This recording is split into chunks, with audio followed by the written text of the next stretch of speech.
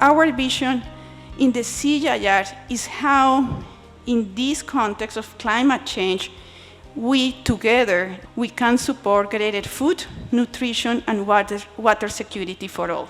And at the same time, how smallholder farmers and other vulnerable food system stakeholders are more resilient to climate change, but also keep supporting the world in reducing the emissions in agri-food systems, supporting at the same time sustainable development. Why climate action? Why this is important? As you know, we are all worried about climate because we know that we are on track for exceeding 1.5 centigrade planet warming. And this will have enormous consequences, especially to farmers who hold today a third of global food production. We hear that, climate change is not something we should be investing our time and effort. It has become politicized. So what are you saying? How do we respond to that? I think that's not going to change. The governments themselves are investing in that because they're not doing it because someone is telling them to do it. The governments in the South which have invested significantly in climate also, it is because they feel that it is part of their growth, economic journey. And they don't want to choose a path which will get derailed because of non-sustainable kind of pathways and all there.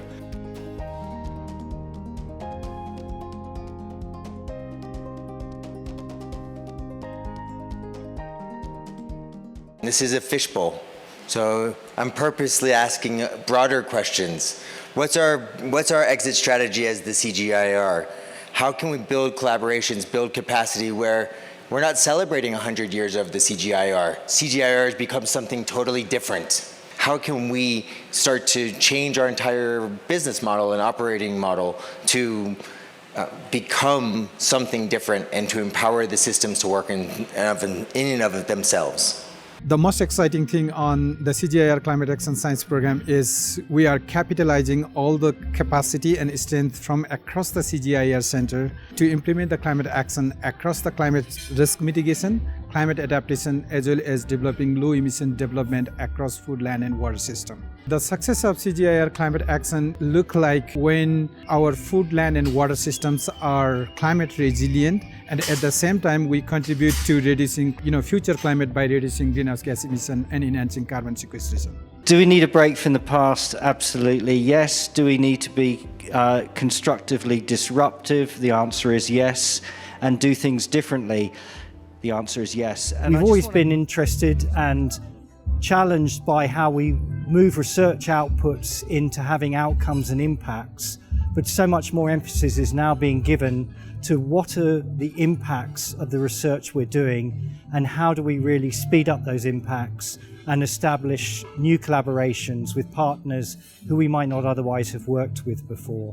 64 countries are now in crisis, and it's not only conflict, it's not only food security crisis, it's also climate. And if we can throw in some numbers, 3 out of 4 of the forcibly displaced people are located in countries with high to extreme exposure and vulnerability to climate.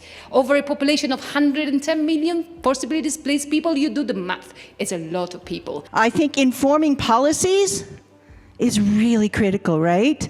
Because, again, if not us, then who? With our partners, public, private, and civil society, we're all in this together, and we need to inform policies around climate action, particularly that is evidence-based. That means that So what success looks like in climate action is supporting our country partners in developing their own nationally determined contributions using the latest science. We also want to see public, private, and civil society all engaged together to support adaptation and mitigation in agri-food systems. I'm going to champion this process that is called locally led climate adaptation. It's really about empowering local communities to co-design and co-implement context-specific solutions to enhance climate resilience in a just and sustainable way. If you also look in-house within the CGIAR, how we package and communicate our efforts in climate change adaptation, I think there's still room for improvement. Through CGIAR Climate Action Program, it is important for me to actually recognize the fact that in the coming year, a lot of countries are going to be working on their NDCs and working on bringing together their different climate strategies. And I'll be in a position to support countries with my team in terms of bringing them the best science, the best evidence, and the best technical innovations in order to guarantee that they're bringing together policies that are driven by science, that are driven by what is actually happening in the ground, so that they can choose the best adaptation and mitigation strategies in order to reach their climate goals by 2030.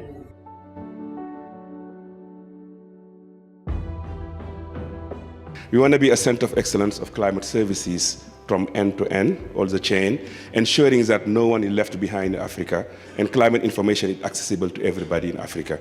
I think what the farmers need is the information to make a decision. That's one, and on time. CGIAR is ready for bold and transformative action on climate change.